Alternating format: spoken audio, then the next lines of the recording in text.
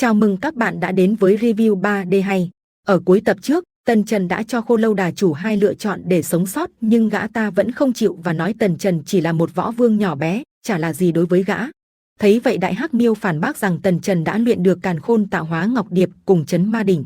Khô Lâu Đà chủ nghe xong ngạc nhiên nhìn Tần Trần và nói, tiểu tử này làm sao có thể luyện hóa Chấn Ma Đỉnh. Tần Trần có vẻ khó chịu. Sự kiên nhẫn của ta có hạn, bỏ mạng, chịu đựng sự tra tấn vô tận, hoặc là làm nô lệ. Khô Lâu Đà chủ liền có cảm giác Tần Trần sẽ không nói tùy tiện, nghĩ một hồi, cuối cùng hắn cũng có quyết định. Được, ta đáp ứng ngươi, chịu ngươi nô dịch, nhưng bản tọa cũng có một điều kiện, bản tọa nhất thiết phải giữ lại linh trí của mình, bằng không, bản tọa tình nguyện bỏ mạng tại đây. Nói xong, Khô Lâu Đà chủ gần như kiệt sức và ngã gục. Tần Trần lúc này suy nghĩ một chút rồi cũng đồng ý theo như lời của gã. Được rồi, ta đương nhiên sẽ không để ngươi trở thành một cái xác không hồn, bản thiếu giữ lại ngươi, còn có ích lợi rất lớn. Đối với anh ta, cho dù như một con rối có tác dụng, cũng không bằng Khô Lâu Đà chủ có ý thức. Tần Trần tin rằng bằng thực lực của mình có thể khống chế được gã. Bỗng dưng, một cỗ khí tức linh hồn đáng sợ từ Tần Trần bắn ra giống như mũi tên lao thẳng vào não của Khô Lâu Đà chủ. Hắn thấy thế kinh hãi vô cùng, lại là diệt hồn ấn.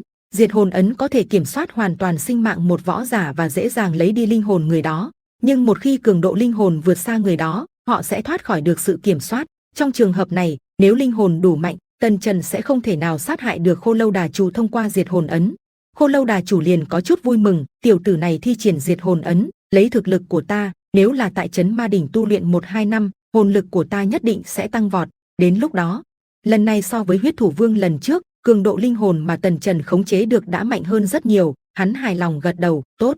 Thực ra mà nói, Khô Lâu Đà chủ mặt thì thành kính, nội tâm lại cười gian xảo, muốn chờ Tần Trần sơ tán linh lực, gã sẽ tìm ra sơ hở của diệt hồn ấn. Nhưng diệt hồn ấn tỏa ra lực lượng cường đại, dung nhập vào mọi ngóc ngách linh hồn khiến gã không thể tin nổi, làm sao có thể. Cuối cùng Khô Lâu Đà chủ đành chịu và cung kính nói, chủ nhân. Tần Trần cũng cười nhẹ, được bản thiếu diệt hồn ấn, linh hồn bên trong ngươi đã có khí tức, có thể giúp ngươi khôi phục thực lực, chỉ sợ đó là gấp 10, gấp trăm lần. Lúc này, Mèo Mun đi tới, gấp giọng nói, được rồi, bây giờ Khô Lâu Đà chủ ngươi giao Chấn Giới Châu ra đây được chưa?